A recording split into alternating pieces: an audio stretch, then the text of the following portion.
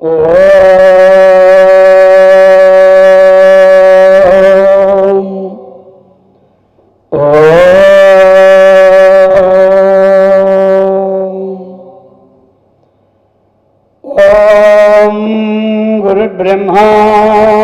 गुरुर्विष्णुः गुरुर्देवो महेश्वरः गुरुसाक्षात् परब्रह्म तस्मै श्री गुरवे नमः। ॐ शङ्करं शङ्कराचार्यं केशवं बादरायणं कृतौ वन्दे भगवन्तौ पुनः पुनः। ॐ युक्ताहार विकाराय विविक्तस्थलवासिने मलयालयतीन्द्राय ब्रह्मनिष्ठाय ते नमः। ॐ कृष्णं कमलपत्राक्षं पुण्यश्रवणकीर्तनं वासुदेवं जगद्योनिं नौमि नारायणं हरिम्।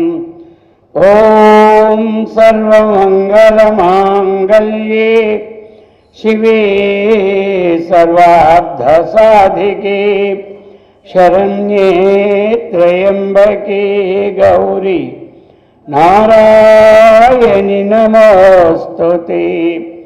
ॐ सहना भवतु सहनौ भुनक्तु सह वीर्यं करवावहै तेजस्विनावधीतमस्तु मा विद्विषावहै। ओम शांति शांति शांति।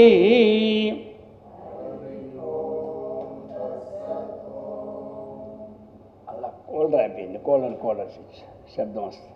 ఆ కోలర్ స్విచ్ ఆపేయండి.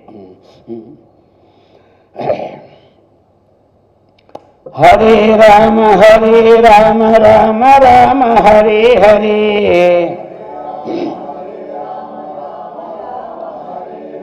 हरे कृष्ण कृष्ण कृष्ण हरे हरे, हरे राम राम राम हरे हरे,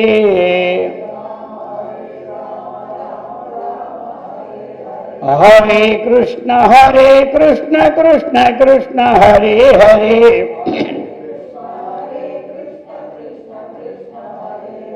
गोपाल कृष्ण भगवान की, सद्गुरु महाराज की, जगदम्बा माता की। हर नमः पार्वती पते।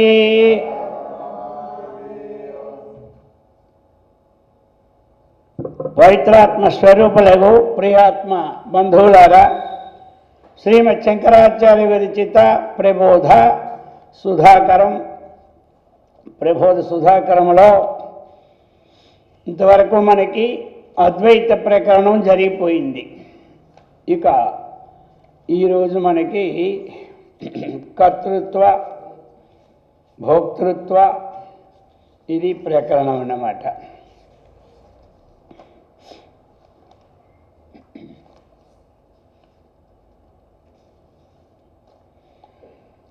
కర్తృత్వ భోక్తృత్వ ప్రకరణం.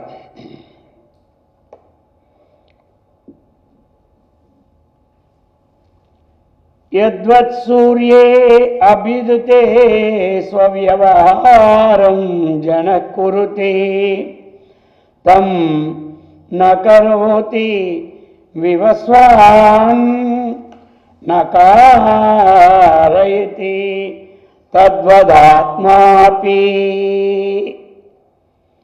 ఇక్కడ చెప్తున్నారు మనకి, యద్వత్ సూర్యే అభ్యుదితే స్వ వ్యవహారం జనః కురుతే తం న కరోతి వివస్వాన్ న కారయతి తద్వత్ ఆత్మాపి. ఇది ఇంతకుముందు వచ్చింది మనకి ఇందులో శ్లోకంలో 126 శ్లోకంలో మనకి ఇచ్చారు అప్పుడు ఉదాహరణ. అది మరలా ఇప్పుడు కర్తృత్వ భోక్తృత్వాలు కూడా లేదని చెప్పడానికి ఉదాహరణ వేరే విధంగా తీసుకొని అది చెప్తూ ఉన్నారు. ఎందుకంటే ఇక్కడ మరి కర్త అయినవాడు ఎవరు?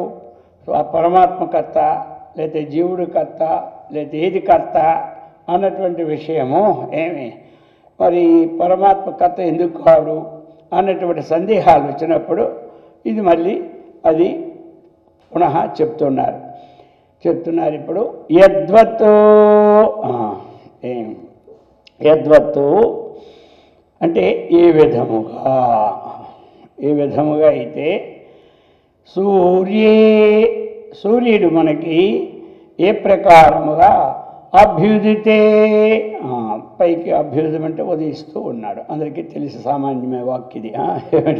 యద్వత్తు సూర్యే అభ్యుదితే, ఏ విధంగా మనకి సూర్యుడు ఉన్నటువంటి వాడు పైకి ఉదయిస్తూ ఉన్నాడు.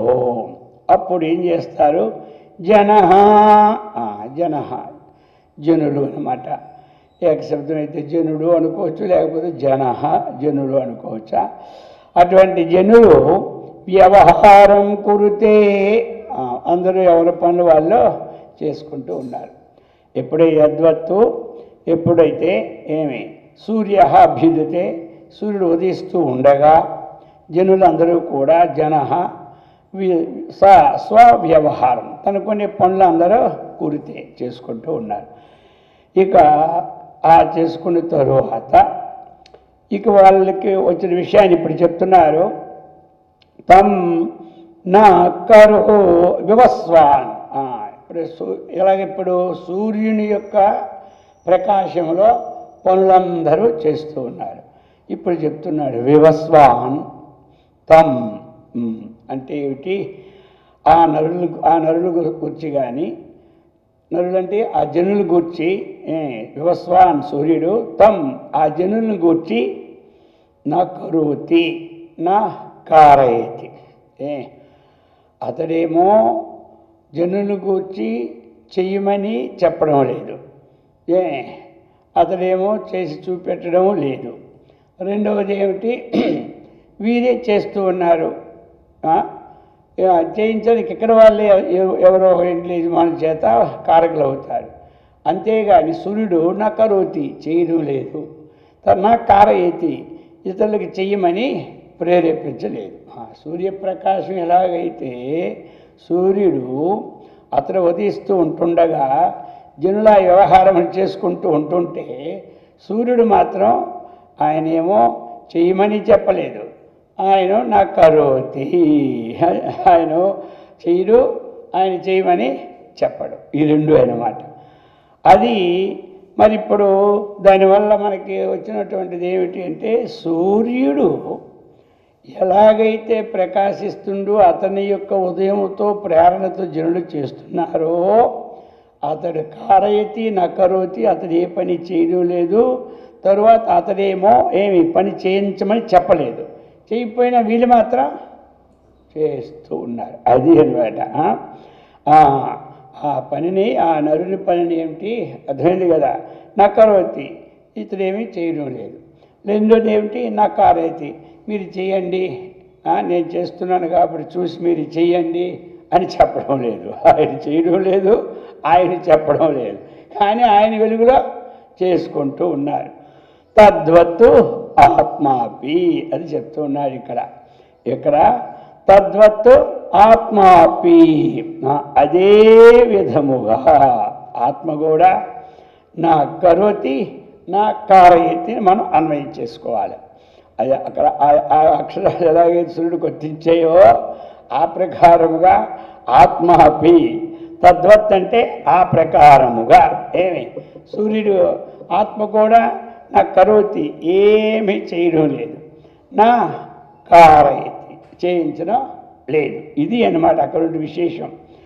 కాబట్టి ఇక్కడ మరి ఆ యొక్క పరమాత్మ ఏదైతే ఉందో ఆ పరమాత్మ చేయమని చెప్పడం లేదు, అలాగనే అతడు చేసేది లేదు. ఎట్లాగా? ఇప్పుడు చెయ్యమని చెప్పినా చేసినా రెండిటికి కర్తృత్వాలు ఉంటాయి. ఓ దాంట్లో కారయత్వం ఉంటుంది, ఓ దాంట్లో కర్తృత్వం ఉంటుంది. కారయత్వం ఏంటి? చేయించేవాడు. ఒక కర్తృత్వం ఏంటి? త్వరగా చేసేది. ఈ రెండు అక్కడ లేవు. దేని ఎందు? సూర్యుడు ఎందు. అలాగే ఆత్మ ఎందు కర్తృత్వం లేదు, కారయత్వం లేదు. కాబట్టి ఆత్మ ఎప్పుడు భోక్త కాదు, కర్త కాదు. ఇది నిరూపించడానికి ఈ విధంగా ఈ ఉదాహరణ ఇచ్చారు. అయితే మనమేంటి అందాక అర్థం చేసుకోవడానికి ఏది కాకపోతే ఏదవుతుంది అనుకుంటే, సరే కొంతవరకు జీవుడు అనుకోవాలి, అర్థమైంది కదా. మళ్ళీ కొంచెం ఇదేకన్నా వచ్చిన తర్వాత ఇంక జీవుడికి లేదు, ఆత్మకి లేదనే భావము తెలుస్తుంది. అయితే జీవుడికి మరి ఎందుకు లేదనుకోవాలి? ఆ సూర్యుడి నుంచి ప్రతిఫలించినటువంటి ప్రతిఫలము నీరు కదిలినా ఈ నీరు కదిలేదన్నటువంటి కర్త ప్రతిబింబము కాదు. ఏమి కదిలించేది ప్రతిబింబము కాదు. ఆ టైం వచ్చేసరికి అది మళ్ళీ ఎక్స్ప్లెయిన్ చేసేద్దాం అంతే. ఇంక టైమే లేదు. ఇప్పుడు ఏమిటంటే రెండింటికి లేదని చెప్పుకోవచ్చు, కానీ దేనికి లేదు, పరమాత్మకి లేదు, జీవుడికి ఉందని ఒక భావం కాసేపు స్థిరం చేసుకుంటే దానికి ఉన్నట్టుండాలి. తర్వాత ఏమిటి? అంతఃకరణ ధర్మమే కానీ ఆత్మకేమీ లేదు. మరి అంతఃకరణం జడమైనప్పుడు ఇది దీనికి సంబంధం లేనప్పుడు మధ్యలో ఎవరికి కర్తృత్వం? అర్థమైంది కదా. ఇదేమో చేతనం అయిపోయింది, అదేమో జడం అయిపోయింది.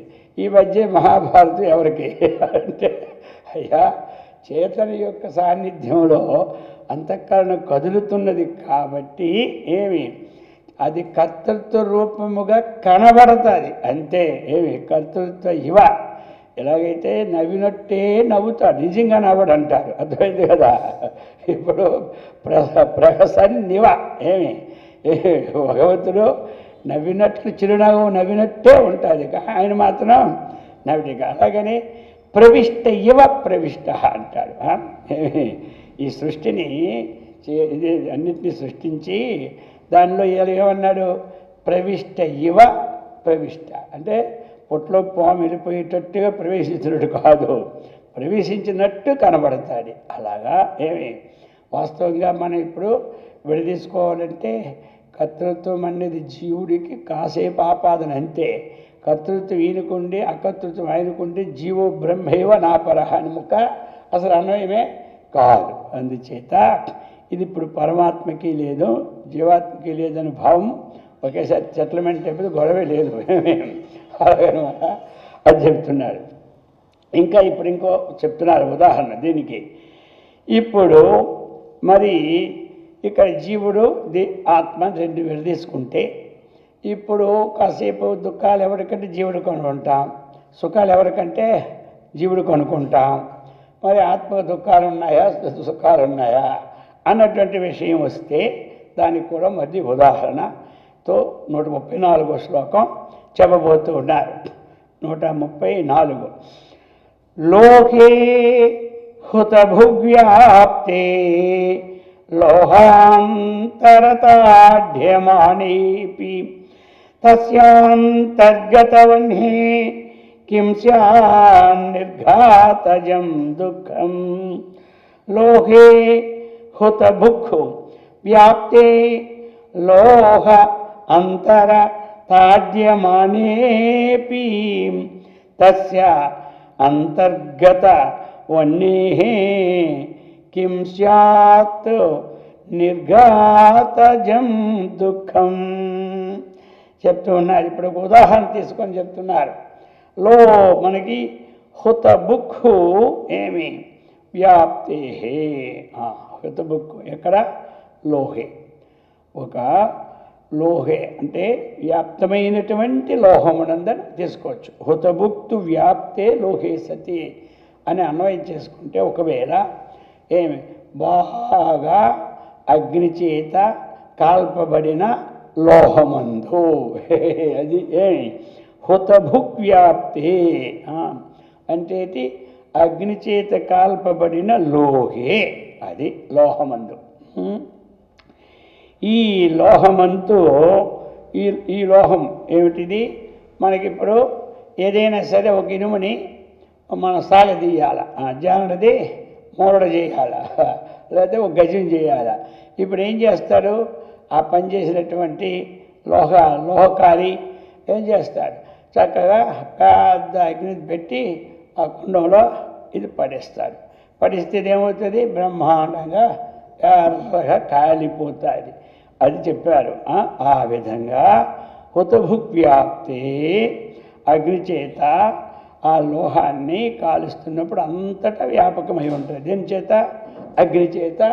మన లోహం ఎంత ముక్కేసామో ఆ ముక్కకి కింద పైన లేదని మాట్లేదు, మొత్తం అగ్ని వ్యాపించి అప్పుడే బాగా కొడుతుంటే సాగుతుంది, లేదా సాగుతుంది. ఎక్కడ కాలేదు అక్కడ సాగదు, కానీ దేని సాగుతుంది అది. కాబట్టి ఇప్పుడు లోహాంతర తాఢ్యమానేపి, ఇప్పుడు ఏం చెప్తున్నాడు? లోహాంతర తాఢ్యమానేపి. ఇప్పుడు ఆ లోహం అక్కడ ఉంది కదా, ఇప్పుడు దాన్ని సాగదీయాలంటే ఏం చేయాలి? వెడల్పు పొడవ చేయాలనుకున్నాం. వెడల్పు ఏం చేసినా పర్లే, సాగదీయడం అంటారు దాన్ని. కొంతమంది అంటారు కదా, ఆ మాటలు అక్కడితో ఆపడండి, ఇంకా సాగదీస్తూనే ఉంటుంటాడు.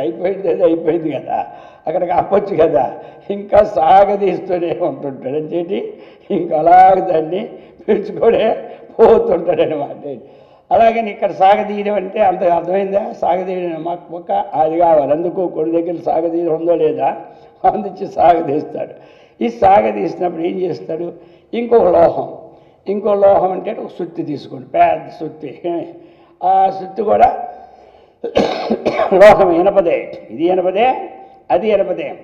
దాంతో తాఢ్యమానేపి కోడుతూ ఉంటాడు, ధాన్ ధాన్ ధాన్ అని. అర్థమైంది కదా? ఇప్పుడు ఇక చెప్తున్నారు, తస్య అంతర్గతే వన్నే, ఆ యొక్క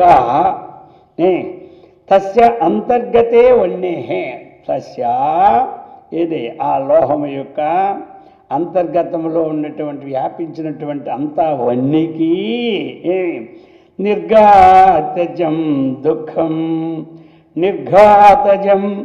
దుఃఖం కిం స్యాత్ అంటారు. దానికి నిర్ఘాతజం దుఃఖం కిం స్యాత్. ఇప్పుడు అది ముక్కలో అయినా సరే, అది పక్కగా సాగిపోయినా సరే, అది వెడల్పుగా వచ్చిన కొట్టినా సరే, అగ్నికి ఏం బాధ ఉంటుంది? అగ్నికేమీ బాధ ఉండదు, అగ్నికి బాధ ఏమీ ఉండదు. ఆ విధముగా మనకి ఈ యొక్క శరీరములో అనేకమైనటువంటి ఇతర విషయములతో తాఢ్యమానేపి అంటే విషయాలు కొట్టడం. మనిషే కొట్టక్కర్లే, అర్థమైంది కదా? ఒక విషయం వచ్చి మనకు అంటుకుంది అనుకో, అది దుఃఖకరమైన విషయం. ఇంకా తొందరగా ఆ కొట్టిన దెబ్బైనా ఒక దెబ్బకి ఏదో మీ డాక్టర్ దగ్గరికి వెళ్ళిపోతే ఒక మంచి ఇంజక్షన్ ఇచ్చి మాత్రం ఇస్తే వదిలిపోద్దు, కానీ ఈ దెబ్బ అంత తొందరగా వదలదు. ఈ దెబ్బ అంత ఎవడో గట్టిగా తిట్టాడు అనుకోండి, పెద్ద దెబ్బ తగిలిపోయా. ఈ దెబ్బకేట వాడా, నేను ఎంతటో తెలుసా వాడికి, వాడి దుంపాలేగా అగయ్య ఆగితే ఎలాగండి, హలో నలుగురు వెళ్ళాలంటాడు, అర్థమైందా? ఇలాగా వీడికి ఇప్పుడు ఆ దెబ్బతో ఏమైంది? దుఃఖం వచ్చేసింది, అర్థమైంది కదా? అలాగే ఈ దుఃఖము, అలాగే ఈ ఇనపకు ఎంత కొట్టినా ఆ దుఃఖము ఇనుముకేమీ, ఇనుములో వ్యాపించిన అగ్నికేమీ ఆవగించంత లేదు. అలాగే మన శరీరానికి అనేక మంది అనేక రకాలుగా ఒకరు కొడతారనుకోండి, ఎవరైనా గబాల్ని, అలాగే ఎవరైనా కొంచెం మాటలు ఇసురుతారనుకోండి, ఇష్టం వచ్చినట్టు. ఇవన్నీ వీటితో మనకి బాధ్యము వచ్చినా, ఇందులో ఉన్నటువంటి ఏ పరమాత్మ అయితే వ్యాపకమై అంతటా ఉన్నాడో ఆ పరమాత్మకి ఏమీ దుఃఖం అంటారు. దీని సారం ఏమిటంటే, అగ్నికి ఎన్ని దెబ్బలు మామూలు ఇనప కొట్టినా అంతటా వ్యాపైన అగ్నికి ఏ బాధ లేనట్లుగా మనకి అనేకమైన దుఃఖానికి హేతు లేనటువంటి కారణాలు అనేక వస్తూ మన మనస్సు ఎంతో చివికిపోతున్నా దానిలో ప్రవేశించినటువంటి ఆత్మ ఇది ఉందో దానికేమీ లేదు. ఇది కథ అనమాట. దానికి దుఃఖత్వం లేదు, సుఖత్వం లేదు. ఇప్పుడు దుఃఖత్వం కింద వచ్చిన దానికి ఇదేమంటావు, దానికి భోక్తృత్వం లేదు, కర్తృత్వం లేదు, దుఃఖత్వం లేదని ఈ ప్రకారముగా ఇది ఇంకా చెప్తూ ఉన్నారు. దీనికోసమే ఇక 135 నిష్ఠుర కుటారఘాతై కాష్టే సంచేద్యమానేపి అంతర్వర్తీ వన్నిః కిం ఘాతై ఛేద్యతే తద్వతో నిష్ఠుర కుటారఘాతై కాష్టే సంచేద్యమానేపి అంతర్వర్తీ వన్నిః కిం ఘాతై ఛేద్యతే తద్వతో. ఇంకా ఉదాహరణ, అది కాలిందానికి ఇచ్చాడు. అర్థమైంది కదా, అది ఎక్కడ ఇచ్చాడంటే కాలింది అనమాట. ఇక్కడ ఏం చెప్పాడు, ఇక్కడ నిష్ఠుర కుటార, ఇది సూక్ష్మమైన విషయమే, అది అగ్ని కనబడుతూ ఉంటుంది. ఇది వ్యాపకమై ఉంటుంది కానీ కనపడదు అది. అందుచేత నిష్ఠుర, నిష్ఠురం అంటే ఆంచి కఠినమైనటువంటిది అనమాట. అది ఎవడైనా అంతేమంటాడు, నిష్ఠురమైన మాట్లాడేశాడండి ఏమి అంటే అర్థమైంది. నిష్ఠుర ఈజ్వల్ టు కఠినమైన మాట. మృదు మాట్లాడేటంటే మంచివే, కానీ కొంతమంది ఇంకోటి ఉంది, నా మీద ఎన్ని నిష్ఠూరాలు వేస్తాడు తెలుసా అంటారు. ఈ పదాలన్నీ కొన్ని వస్తూనే ఉంటాయి తెలుగులో. ఎన్ని నిష్ఠూరాలు అంటే ఏమిటి, అవరానివి లేనివి అన్నీ వేడు, అది నిష్ఠూరం. అలాగే నిష్ఠురం కఠినం అన్నప్పుడు ఏమిటి, నిష్ఠురమైన మాటలు అంటే ఏమిటి, కఠినమైన వాక్కులు. అలాగే ఇక్కడ నిష్ఠుర ఏంటంటే గట్టిదైనటువంటి. నిష్ఠుర ఘాతై, ఆ వాడిగా ఉన్నటువంటిది ఘాతం అంటే ఇది మంచి. నిష్ఠుర కుటార ఘాతై, నిష్ఠురమైనటువంటి. కుటారం అంటే గొడ్డలి, కుటారం అంటే గొడ్డలి. కర్రలు తెచ్చాలి, ద్వైదీకరణం చెయ్యాలి. ఏది కర్రలకి ద్వైదీకరణం అంటే 2 ముక్కలు చెయ్యాలి. మరి చేసేటప్పుడు ఏం చేస్తాం, మనం గొడ్డల్ని పట్టుకుంటామా లేదా. అందుకని నిష్ఠుర కుటార ఘాతై, ఆ ఘాతం అంటే దెబ్బలు. అర్థమైంది కదా, ఘాతం అంటే కొట్టడం అనమాట. అటువంటి కఠినమైనటువంటి వాడి అయినటువంటిది, క్రూరమైనటువంటిది అంతే కదా. దానికి ఏం దయాదాక్షిణ్యం ఉందా, ఆ గొడ్డలకి ఏమీ ఉండదు. అర్థమైంది కదా, దానికి దయా ఉండదు, దాక్షిణ్యం ఉండదు. దాన్ని డ్యూటీ వచ్చేస్తుంది దయాదాక్షిణ్యం. ఇప్పుడు దయాదాక్షిణ్యం దానికి ఎందుకు దండగా, అర్థమైంది. అది చేయడమే దానికోసం కొనుక్కోండి. ఇంకా నీకు దయలేదా గొడ్డలి అంటే, గొడ్డలు పట్టుకున్నోడికి దయలేదు అన్నారు కానీ గొడ్డలికి దయలేదంటే ఏమి లాభా, అర్థమైంది. అందుచేత ఆ గొడ్డది దానికోసమే. నిష్ఠుర కుటార ఘాతై, ఆ కఠినత దెబ్బల చేత. కాష్టే సంచేద్యమానేపి, ఇంకేమవుతాయి పూర్వం అంటే. ఇప్పుడంటే మనకి ఇవన్నీ గ్యాస్ పైన వెళ్ళిపోవచ్చు కానీ తెలియవు. లేకపోతే ఏమవుతాయి, ఇంట్లోని కట్టలన్నీ అవన్నీ ఉండిపోయిన కట్టలు, మూల పడిపోయిన కట్టలు, ఏమి ఇరిగిపోయిన కట్టలన్నీ మోపులు వేసుకొని అది శుభ్రంగా కొట్టి ఎవరి 10 రూపాయలు ఇచ్చి కొట్టించుకోవడం అన్నమాట కట్టలన్నీ. అలాగే పూర్వం ఏం చేసేవారు, కట్టెలు కొట్టి వీధిలోకి తెచ్చేవారు అమ్మకానికి. 2 కావుల్లాగా నిండా వేసుకొని తెచ్చేవారు. తెచ్చుకొని అలాగా అమ్ముకుండేవారు. అది అనమాట. అందుచేత ఇప్పుడు కావాల్సిన పాయింట్ మనకి ఏమిటంటే, కాష్టే సంచేద్యమానేపి, కాష్టం అనేక విధములుగా అది ఛేద్యం అంటే వివిధ రకాలుగా భిన్నమైపోయినప్పటికీ, మొక్కలు చేసినప్పటికీ అంతర్వర్తీ, చూసారా, అంతర్వర్తీ వన్నీ, దానిలో అంతటా వ్యాపకమైన అగ్ని ఏముందో ఆ అగ్నికి ఘాతై ఛేద్యతే కిం అంటారా. అంతర్వర్తీ వన్నీ ఘాతై ఛేద్యతే కిం. అది ఈ దెబ్బల చేత అవన్నీ ఏమైనా దానికి తగులుతుంది దెబ్బ, ఏమీ లేదు. దీని అది ఛేదితేదు అంటే అర్థం ఏమిటంటే కట్టెలో ఉన్ని ఉంటుంది. కట్టెలో ఏముంటుంది? తిలేషు తైలం దదినీవ సర్పి ఆపశ్రోత అరణీషు చాగ్ని ఏవమాత్మని అసౌ అన్నాడు. ఏమిటి? సత్యే నయనం తపసోను ప్రాప్నోతి అనేసి మనకేమిటి ఒక ఉపనిషత్ శ్లోకం. అంటే ఇక్కడ అర్థం ఏమిటంటే తిల్ల యందు తైలం ఉంటుంది. అది కనబడుతుందా? కనబడదు.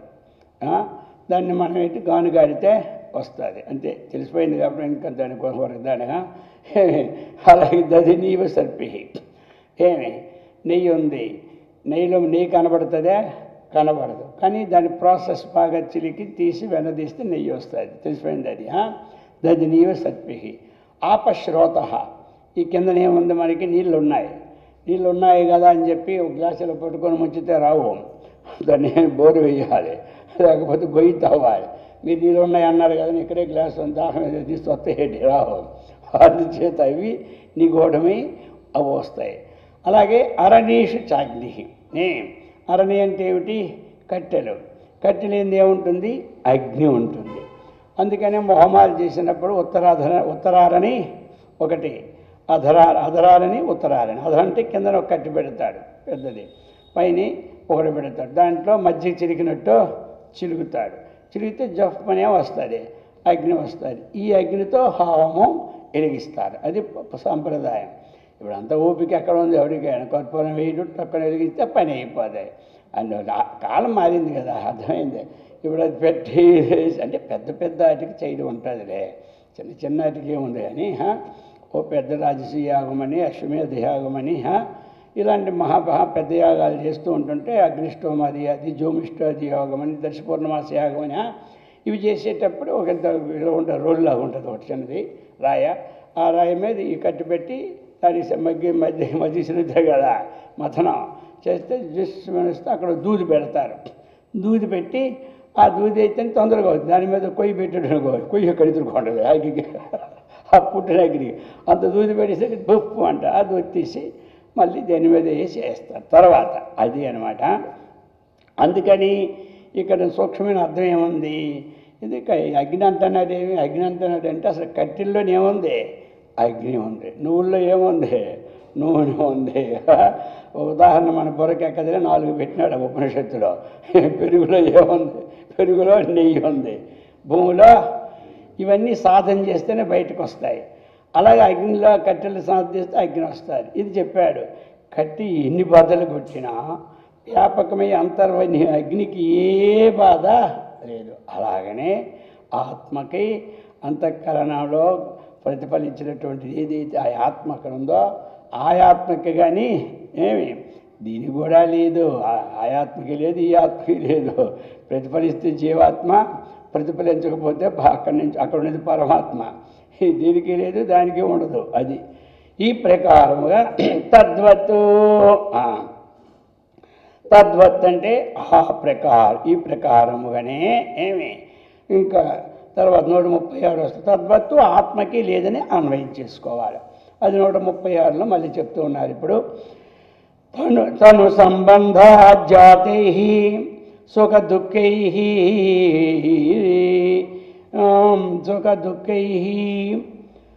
దుఃఖై లిప్యతేన ఆత్మా బ్రూతే శృతిరపి భూయో అనస్నన్ అన్యోభిచకసిత్యాది.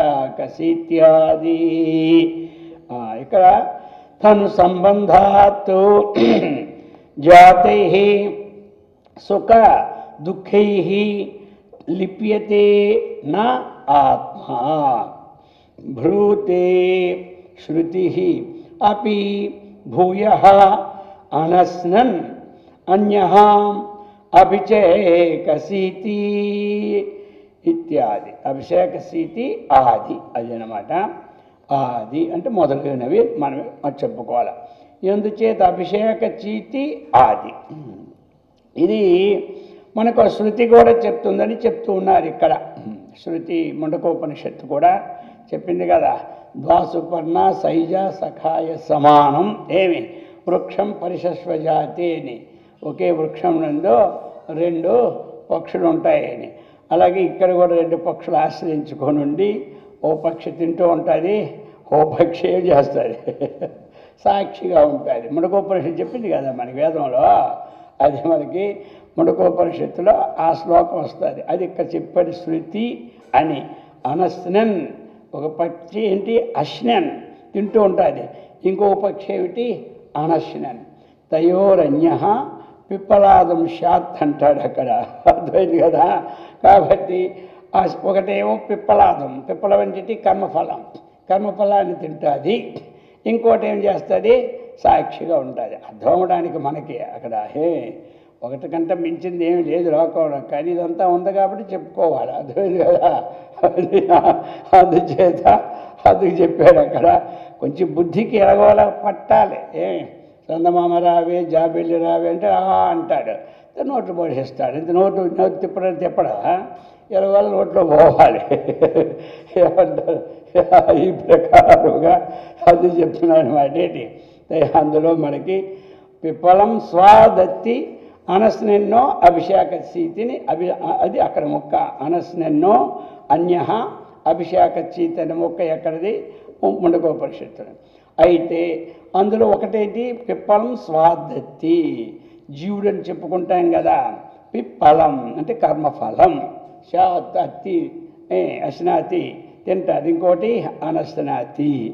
అలాగా అక్కడ చెప్తారు. అది ఇక్కడ ఏం చెప్తున్నారంటే ఆ మొక్క చెప్పి దానికన్నా ముందు ఏం చెప్పాడు మనకి, తను సంబంధాత్ జాతై. తను సంబంధ, తను అంటే శరీరం, శరీర సంబంధంగా జాతై ఉత్పన్నై, శరీర సంబంధముగా ఉత్పన్నమైనటువంటి సుఖము దుఃఖము ఇత్యాది అన్నీ కూడా దేనికి ఇవి శారీరకమైనటువంటి దుఃఖాలన్నీ, మానసికమైనటువంటి దుఃఖాలన్నీ ఇవన్నీ ఆధ్యాత్మిక దుఃఖాలు అంటారు. అర్థమైంది కదా.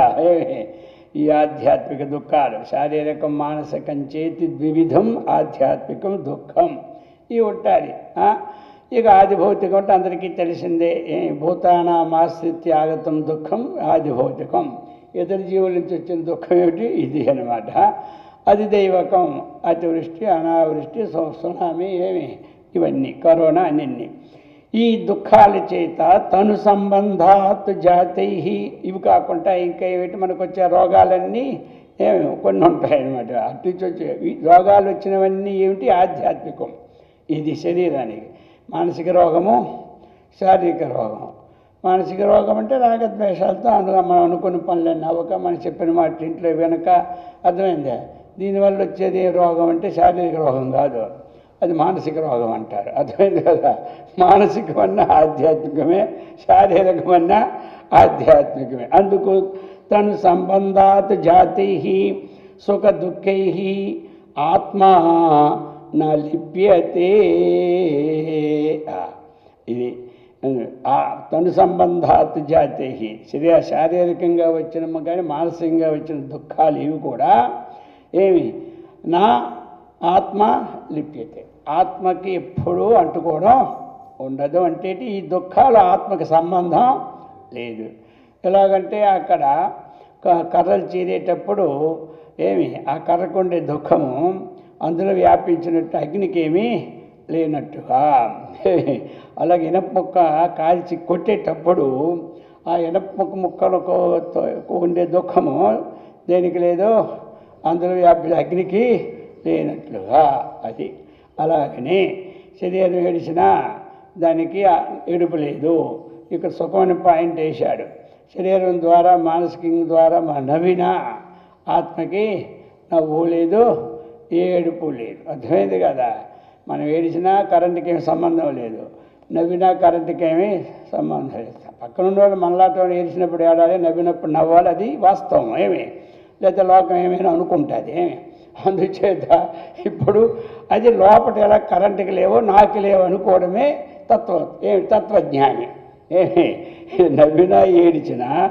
ఈ నవ్వు నాది కాదు, ఏడుపు నాది కాదు అన్న భావం లోనుంచుకున్నవాడు తత్వజ్ఞాని అంటారు. నేనే కాబట్టి నాకేమీ లేదు కదా, దీనికేమీ లేదు అంటుంది కదా. ఆత్మకి ఆత్మ విద్య కొట్టు నేను కదా, నేను షష్ఠీలో నాకు కదా ఏమంటారు. కాబట్టి నాకేమీ లేదు. ఇవన్నీ నాకు అన్వయించుకోవాలి మనం ప్రతివారు. నాకు ఏమీ లేదు, నా శరీరానికి ఏ దెబ్బలు వచ్చినా నాకేమీ లేదు, నా మనసుకి ఏ దెబ్బలు వచ్చినా నాకేమీ లేదు అనుకున్నవాడికి ఏమైపోయింది. ఇలాగ అనుకున్నాడు అనుకోండి 10 ఏళ్ళు, ఇక వాడికి ఏమనిపించదు. అర్థమైందా? లేకపోతే మా సోమవారం ముక్క అనేవారు, తమలపాకుతో తానెట్టంటే తలుపు చెక్కతో నేనెట్టంటాను. తగులు వాడుతుంటాయి ఈ ముక్క అప్పుడప్పుడు. వాడు కోపం వచ్చి తగుళ్ళు తమలపాకు అన్నాడాడు వీడికి. వాడు తలుపు చెక్క పట్టుకొని కొట్టాడాడు. అర్థమైందా? తమలపాకుతో ఈడు కొట్టాడు కోపం మీద. వాడు ఊరుకుంటాడా?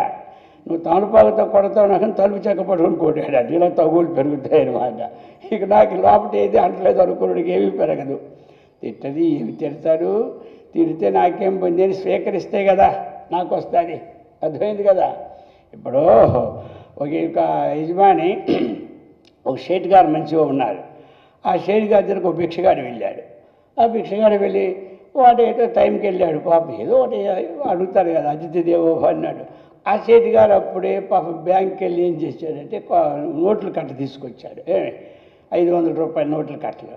అవి లెక్కెడుతూ ఉన్నాడు. సరే వీడు పిలిచాడు. ఎవడు? భిక్షగాడు.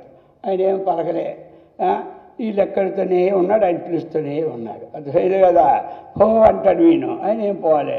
ఆ లెక్కడితో కోపం వచ్చింది షేట్ గారికి. వచ్చి దగ్గరికి వచ్చి మూతి మీద పెట్టి, ఏమి చెప్తుంటే నీకు బుద్ధి లేదా, జ్ఞానం లేదా, చీ నువ్వు మనిషివేనా అని వాడినేమో అరుస్తున్నాడు. వాడు ఏమి నోరెత్తలే. వీడికి అనుకోండి సందేహం వచ్చింది. ఏంటి ఎన్ని తిట్టినా నీకు తగలలేదా? నేను ఎన్ని తిట్టాను నీకు తగలలేదా? ఆగండి అన్నాడు. నువ్వు 500 కట్ట తెచ్చావు కదా, ఒక్క నిమిషం అంటే నాకు ఇవ్వక్కర్లేదు, 500 కొట్ట నాకు ఇచ్చాను అనుకోండి అన్నాడు. అనుకోమంటావా అంటాడు. అనుకోండి వాచా కాదరిద్ర, నాకు డబ్బులు ఇస్తే కదా నష్టం. సరే అనుకుంటాను అన్నాడు. నేను అనుకుంటాను, నీకు ఇచ్చాను అనుకున్నాను. నేను ఆ 500 రూపాయల కట్ట నేను తీసుకోలేదు, నాకెందుకు వదిలేశాను నేను. అయితే మీరు ఇచ్చినట్టు అనుకోండి, నేను వదిలినట్టు అనుకోండి. ఇప్పుడు నేను వదిలిస్తే 500 కట్ట ఎవరి దగ్గర ఉంటుందో అది చెప్పండి అన్నాడు. ఎవరు? ఈ భిక్షగాడు. అంటే నువ్వు వదిలిస్తే నా దగ్గరే కదా ఉంటుంది అన్నాడు. అలాగే నువ్వు తిట్టు నేను స్వీకరిస్తే కదా నా దగ్గర ఉండడానికి, అది ఎవరి దగ్గర ఉంటాయి? నా దగ్గర ఉంటుంది అన్నాడు.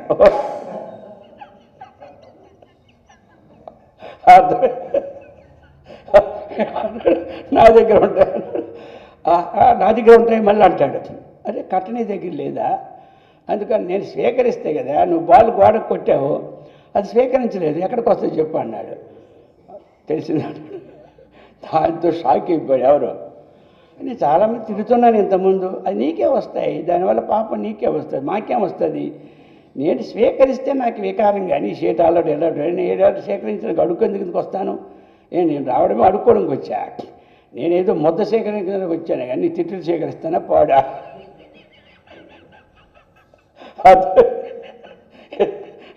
నువ్వు ఇచ్చింది నేను ఏదో నా గతి లేక నేను వచ్చిన. కాబట్టి నేను కోరేది పిడికిడి మెత్తుకుని నాకెందుకు నీ డబ్బు పాడుగాను.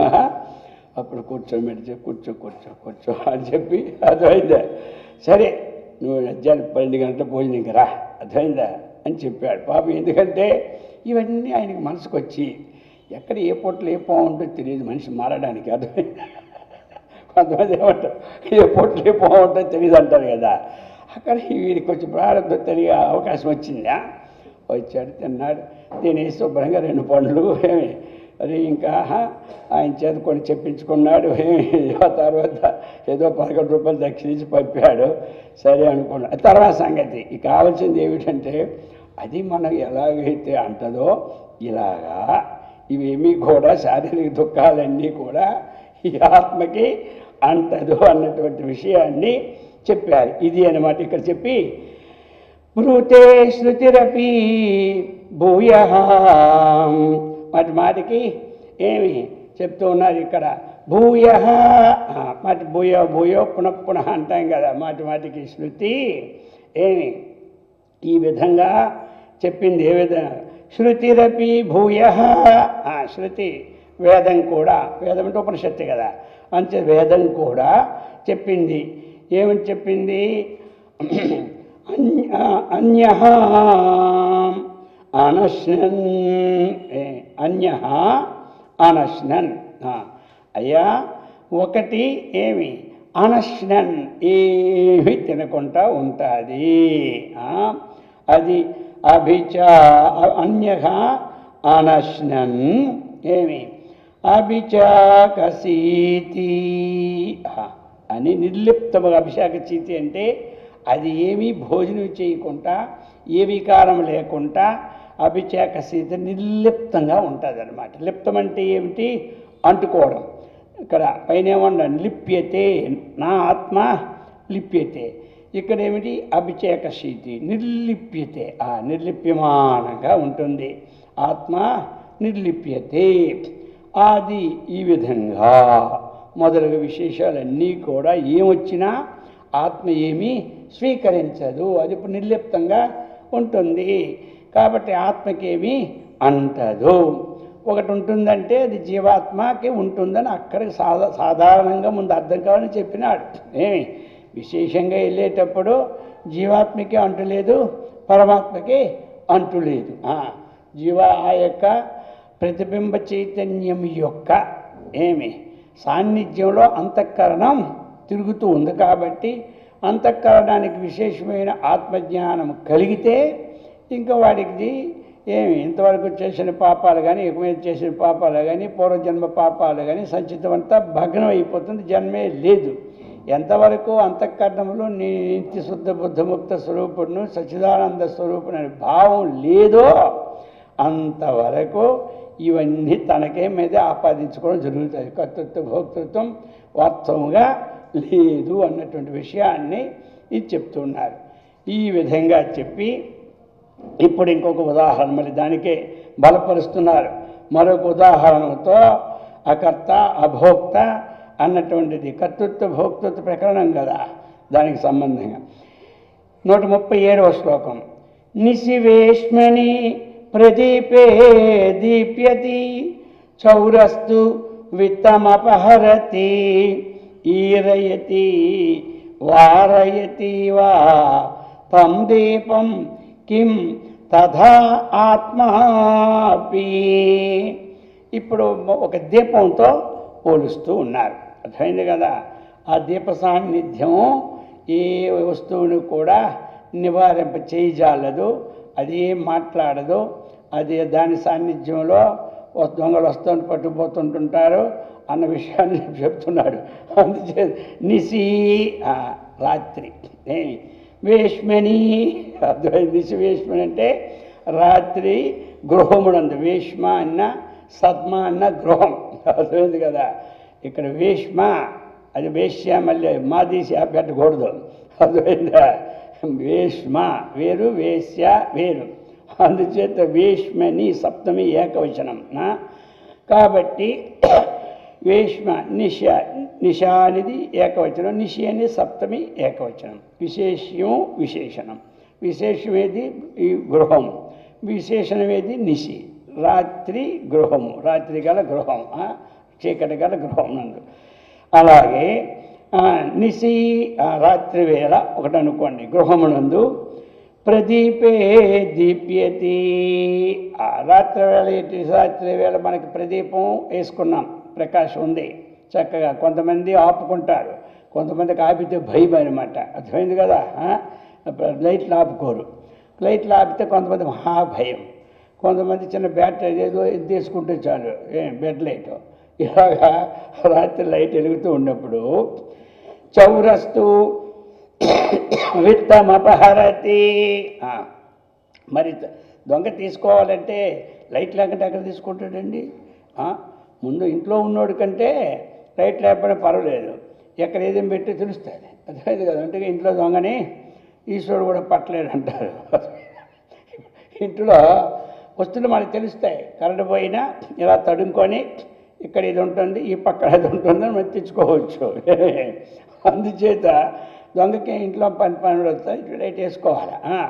వేసుకొని చౌరస్తో విత్తం అపహరతి. ఏమి కాబట్టి నిశవేష్మని ప్రదీపే దీప్యతి. ఏమి రాత్రి గృహమునందు దీపము సాన్నిధ్యములో దీపం వెలుగుతూ ఉంటుండగా ఏమి చౌరహ దొంగ, దొంగ అయితే విత్తం అపహరతి ధనాన్ని తీసేశాడు. ఇక్కడ కావాల్సింది ఏమిటంటే అది ఏరయతి వారయతి. అతనికేమో తీసుకోమని ఏరయతి ఏమి ప్రేరేపించదు. అది ప్రేరేపించలే, అది ప్రేరేపించలే. లైట్ ఉంది దొంగ నువ్వు బంగారం పట్టుకెళ్ళిపో అని చెప్పిందా, లేదా వెండి పట్టుకెళ్ళిపో, లేదా బియ్యం పట్టుకెళ్ళిపో చెప్పింది అది చెప్పలే. వారయతి పట్టుకుపోతున్నాడు అనుకో, ఆగు నువ్వెందుకు పట్టుకుపోతున్నావు, వారయతి నీ వారయతి, కాబట్టి నువ్వెందుకు పట్టుకుపోతున్నావు ఆగు. ఇది కూడా ఎరయతి వా వికల్పంగా, లేకపోతే వారయతి ఏమంటావు. ఈ రెండు దానికి సంబంధం ఎవరిని అటువంటి దొంగని ఇదేమీ కూడా తమ్ అంటే ఆ దొంగని ఏమి అర్థమైందా, ఆ దొంగని ఈ దీపము ఏరయతి వారయతి వాక్యం అదేమైనా సరే నీవు వద్దు అని చెప్పదు, ఏమి నువ్వు తీసుకెళ్ళని చెప్పదు, రెండు సమానంగా ఉంటుంది. తథా ఆత్మాపి వారయతి కిం నివారయతి కిం, ఆత్మ కూడా ఏమి అందట. అర్థమైంది కదా. అది అలాగే ఈ ఇంటిలో దీపం అని ఏ పని చేసినా సరే, రాత్రి దొంగ వేసేందుకు పగలు కూడా చెప్పుకోవచ్చు కదా మనం. దీపం కింద అనేక మంది చేస్తూ ఉంటుంటారు. ఒకడు సత్సంగం చేస్తాడు, ఒకడు దుస్సంగం చేస్తాడు, ఇంకో సంగం చేస్తూ ఉంటాడు. ఈ దీపం ఏమి సాక్షిగా ఉన్నట్టుగా ఆత్మ కూడా సాక్షిగా ఉంటుంది. కాబట్టి సాక్షికి ఎప్పుడు కర్తృత్వ భోక్తృత్వాలు ఉండవు. అర్థమైంది కదా. వాడు ఈ సాక్షి ఒకళ్ళు అనుకుంటే ఎదురు కొట్టుకుంటాడని అనుకో, వాళ్ళిద్దరికీ ఏమడుగుతారంటే వీడు వాడిని కొట్టాడో వాడు వీడిని కొట్టాడని అడుగుతారు. అంతవరకే సాక్షికి. వీడు కొట్టాడు అంటే సరే అని చెప్పాలి, వాడు కొట్టాడు చెప్పాలి. అంతేగా చూస్తుండే ఇటు మధ్యన వెళ్ళాడు అనుకో, ఒరే నువ్వు అందుకే అలా కొట్టావు ఇలా కొట్టు అన్నాడు, వీడు సాక్షి కాదు. వీడు సాక్షి కాదు, ఎందుకంటే వీడి వల్ల అందరూ కలిసిపోయాడు. వాడు చూస్తూ ఉండాలా, నోరెత్తితే సాక్షి కాదు. అర్థమైందిగా, నోరెత్తాడో మళ్ళీ వీడికి కూడా ఆ కర్తృత్వ భావాలతోనే ఉంటాడు. నోరెత్తుకుంటా ఉన్నాడు అనుకో అయిపోయి. అది అలాగా ఇద్దరు వాడు దెబ్బలాడుకుంటున్నప్పుడు వీడు సాక్షి అంటే అర్థం ఏంటి, సమీపంలో ఉండాలి, వికారం లేకుండా ఉండాలి. వాడు సాక్షి ఏమంటారు, సమీపంలో ఉండాలి, వికారం లేకుండా ఉండాలి. అడుగల సాక్షి. ఈ వికారం కలిగి తీరేమి సాక్షి అవుతాడా? వికారం కలిగి ఎప్పుడు వికారం ఉన్నది చెప్తాడు, వీడి పక్షాన్ని చేరిపోతాడు. ప్రతిపక్షం కానీ అటుపక్షం కానీ. ఎవరికైతే వికారం కలిగిందో వాడు ఏడో పక్షులు చేరుతాడు. ఈ వికారం లేని వాడు మాత్రం సాక్షి. అందుకే అంతఃకరణము సమీపంలోనే ఉంటాడు పరమాత్మ. అర్థమైందే. అంతఃకరణానికి దూరం ఉంటే కనబడ్డు, వాడు ఎక్కడో ఆ వీధులు కొట్టుకుని మనం ఎక్కడుంటే మనకేం తెలుస్తుంది. వీడు సాక్షి అవడు, నువ్వు ఎక్కడున్నావు అంటాడు, నేను నువ్వేనే సాక్ష్యం అంటాడు, సాక్షి. ఇది ఎక్కడ కొట్టుకున్నారు అక్కడ, ఏమే అక్కడ ఆ ఇంటి దగ్గర లేకపోతే ఆ గుడి దగ్గర అంటాడు. నువ్వు అప్పుడు ఎక్కడ నేను ఈ గుడి దగ్గర ఉన్నాను అంటాడు. నువ్వు పో సాక్షి కాదు కొట్టి పారేస్తాడు వెంటనే. నువ్వు గుడి దగ్గర ఆ గుడి దగ్గర వాడుండి నువ్వు ఈ గుడి దగ్గర సాక్షి అవ్వవు. ఎప్పుడవుతావు? సమీపంలో ఉండాలి, వికారం లేకుండా అవును సాక్షి అన్నమాట. అలాగే పరమాత్మ ఇప్పుడు ఏమయ్యాడు? సాక్షి. అది ఏదైనా వికారం చెందడు. అర్థమైంది కదా. దీపం ఎలాగ వికారం చెందదో ఏమి పరమాత్మ కూడా వికారం చెందడు.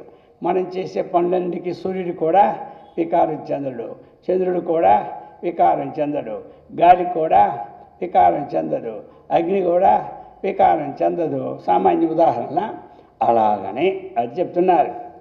అందుచేత ఈ ప్రకారం ఇక్కడ ఏమిటి, ఈ దీనికి ఉన్నటువంటి దేవిగని కర్తృత్వ భోక్తృత్వాల ఆత్మకి లేవు అన్నటువంటి విషయాన్ని చెప్పి ఇప్పుడు 138లో చెప్తున్నారు.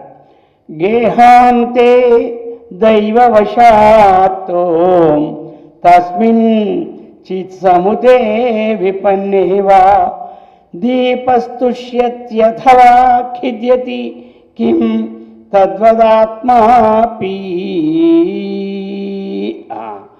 చెప్తూ ఉన్నారు ఇప్పుడు మనకి గేహాంతే. ఇది కూడా ఇంచుమించు ఇందాక రీతిలో వస్తుంది, అర్థమైంది కదా. గేహాంతే ఒకటి, దైవవశాత్తు తస్మిన్ చిత్ సముదితే విపన్నే వా దీపః తుష్యతి అథవా ఖిద్యతి కిం తద్వత్ ఆత్మాపి. ఇప్పుడు ఏమిటి ఇక్కడ ఏమి చెప్తూ ఉన్నాడు? గేహాంతే. గేహాంతే ఇంటి లోపల, అర్థమైంది కదా. గేహాంత అంటే గేహ అంటే గృహం, గృహానికి కూడా గేహము అంటారు. గేహాంతింటి లోపల దైవవశాత్తు. ఏమి దైవవశాత్తు. ఇప్పుడు ఏదైనా కూడా అప్రయత్నంగా వచ్చింది ఏమంటారు? దైవవశాత్ అంటారు, అనుకోకుండా. అప్పుడు చెప్తాడు దైవవశాత్తు, తన ప్రయత్నం ఏమీ లేకుండా అని అనుకోవాలి. కొంచెం ప్రయత్నం ఉంటుంది, అదేమీ లేకుండా ఎలాగా అది. కస్మించితో ఒకనొకడు పుట్టాడు, అర్థమైంది కదా. ఒకనొకడు కస్మించిత్తు సమ్యక్ ఉదితే సముదితే సతీ, ఒకటి పుట్టుచూ ఉండగా. ఏమి ఇప్పుడు లేక వావుంది కదా వికల్పం, అది లేక ఇంటి యజమాని లేక ఏమి ఇంటి యజమాని ఏమవుతాడు? విపన్నే సతీ, ఒకడికి పుట్టాడు. ఇంటి యజమానికి లేకపోతే ఒక వాపత్తు వచ్చి పడిపోయింది, పెద్ద విపత్తు వచ్చేసింది. ఏదో ఒకటి సడన్గా ఇంట్లో ఎవడికి యాక్సిడెంట్ కావడమో, ఏదో ఇది అవ్వడమో, లేకపోతే ఉద్యోగం పోవడమో, ఏమే వ్యాపారం నష్టం కావడం, ఏదో అన్ని విపత్తుకు ఒకటేమిటి, అన్ని విపత్తులే. అటువంటిది ఆపత్తి చెందినవాడు విపత్తు. దీప. ఇప్పుడయ్యా చెప్తున్నాడు, ఆ దీపము పుట్టాడని సంతోషము లేదు. ఏమంటారు? ఈడు ఏడుస్తున్నాడని దుఃఖము కూడా లేదు. పుట్టినా దీపానికి ఏంటి సంతోషం పాడా, అర్థమైంది కదా. ఏమీ లేదు. సంతోషిస్తే ఆ దీపం ఇలాగ బొలు పైకి వెళ్ళి కిందకి వెళ్ళి రావాలి. ఎందుకంటే సంతోషిస్తే గెంతాం కదా మనం, అలా గెంతాలి. అది గెంతది పాడా, అది లేదు. రెండవది ఏమిటి? నష్టం వచ్చింది, విపత్తు వచ్చినప్పుడు కూడా దీపానికి ఆవగించంత ఏమి దుఃఖమో లేదు, అర్థమైంది. అది చెప్తున్నాను. అథవా ఖిద్యతి కిం, ఏమి ఆ దీపం ఏమైనా సరే దుఃఖిస్తున్నదా? తద్వత్తు. ఆ తద్వత్ అంతా ఆత్మకు అన్వయం చేసేసుకోవాలి. తద్వత్ అదే విధముగా ఆత్మాపి, కేవలం ఆత్మ కూడా ఏమిటి? ఏమి ద్రష్టగానే ఉండును. అది ద్రష్టగానే చూస్తూ ఉండిపోతుంది అన్నమాట. అంటే ద్రష్టత్వమే రాదులే, అందాక ముక్క. దీపం ఎలాగ ద్రష్టగా ఉండిపోద్దో ఉండి వికారం లేకుండా ఉండాలి. అది మనం కూడా ఏంటంటే సరిగా చెయ్యిగా వస్తుంది. ఇప్పుడు వికారం వచ్చినా దుఃఖం వచ్చినా కొంతమంది దుఃఖం ఎలాగుంటుంది అంటే మళ్ళీ సచ్చిందాకా ఉంటుంది. మనం రోజు వింటున్నాం కాబట్టి ఆ దుఃఖం కొన్ని నెలలకు 6 మాసాలకైనా పోతుంది. ఏమి విన్నోడికి ఏముంటుంది? ఈ దుఃఖం లాస్ట్ వరకు ఉంటుంది. ఎవడో ఒకడో గట్టి మాట అన్నాడు అనుకోండి, వాడు కనపడగానే ఏమవుద్ది మళ్ళీ 30 సంవత్సరాల కింద తిట్టాడండి వీడు, నన్ను ఎలా తిట్టాడు తెలుసా అంటాడు. 30 సంవత్సరాల కింద ఇక్కడ చెప్పిన ఉపన్యాసం చెప్పమంటే ఒక్కడు కూడా గుర్తులేదు అంటాడు. కానీ వాడు తిట్టు మాత్రం చక్కగా గుర్తుపెట్టుకుంటాడు. అందుచేత ఇది అనమాట. ఆ ప్రకారంగా మనము ఏదో గత ఏదో అయిపోయి తిట్టాడు, అయిపోయింది, ఇంకా అలా మనసులో పెట్టుకోకూడదు. ఎందుకు ఏదో తిట్టాడు, ఎప్పుడో పాపం ఉంది కాబట్టి తిట్టాడు అనిపించేసాం, మన పాపం పోయింది అనుకోవాలా, మనమే సర్దుకోవాలి. ఈ జగత్తుకి రాకుండా ఉండేటువంటి వాళ్ళు రావడానికి ఇష్టం లేదు కదా మనకి. రావడానికి ఇష్టమైతే సర్దుకోకపోయినా పర్వాలేదు, అలా 10 జన్మలు కష్ట తీర్చుకోవచ్చు ఎవరికి. ఇంక ఈ జగత్తు ఈ సంసారం తెలిసిపోయింది, ఇంకెందుకు దాండిగా అర్థమైంది కదా. దీన్ని విముక్తి పొందేవాడు మనమే ఓర్చుకోవాలి. అర్థమైంది కదా. ఎక్కడైనా యజమాని ఓర్చుకుంటేనే పనులు అవుతాయి, లేకపోతే ఏ పనులు ఇంట్లో కానీ ఇదిలో కానీ. అర్థమైంది కదా. ఓర్పు లేకపోయాం అన్నీ చిటపట్లు పడపట్ల ఎక్కడ కూడా. అందుకు చెప్పినాడు అనమాట. ఈ ప్రకారముగా సాక్షిగా ఆత్మ ఉంటుందన్నమాట. అర్థమైంది కదా. ఇది ఇంతవరకు మనకి ఏం జరిగింది అంటే, మనం చేసినట్టు పనులు ఇవి ఆత్మకి అది కర్త కాదు, భోక్త కాదు, ద్రష్ట కాదు, శ్రోత కాదు. అందుచేత ఈ ప్రకారముగా మనకి చక్కగా ఈ కర్తృత్వ భోక్తృత్వ ప్రకరణం సమాప్త అయిందనమాట. అది ఇక రేపు స్వప్రకాశత ప్రకరణం ప్రారంభమవుతూ ఉంటుంది. అంత సింపుల్గా మనకి ఏమిటంటే తెలుసుకోవడానికి కొన్ని చిన్నగా శంకరాచార్యులు ఇదో పెద్ద భారతంలో పెట్టినా మళ్ళీ ఇబ్బందే. ఈ చిన్నవేవో 5-6 పాయింట్లు మనం దగ్గర రాసుకుంటుంటే అవి అలా రోజు మననం చేసుకుంటుంటే మనకి మంచిది. ఎక్కడైనా ఉపన్యాసం చెప్పడానికి 2 ఉండాలా, స్వలాభం ఇతర లాభం పరలాభం 2 ఉండాలి ప్రతిదానికి. అర్థమైందే. అందుచేత ఆ విధమైనటువంటి కర్తృత్వ భోక్తృత్వాది ఏమి లేనటువంటి అంతఃకరణం మనకి ఆ భగవంతుడు ఇచ్చి సత్కర్మనిష్టను, భగవద్భక్తిని, ఆత్మజ్ఞాన సంపత్తిని, ఆయురారోగ్య ఐశ్వర్యాన్ని ఆ విధంగా జగద్గురు శంకరాచార్యుల వారు అమ్మవారి సదా రక్షించుగాక. ఓం సహనాభవతు సహనౌ భునక్తు సహ వీర్యం కరవావహై తేజస్వినావధీతమస్తు మా విద్విషావహై. ఓం శాంతి శాంతి శాంతి. హరి ఓం తత్సత్. ఓం.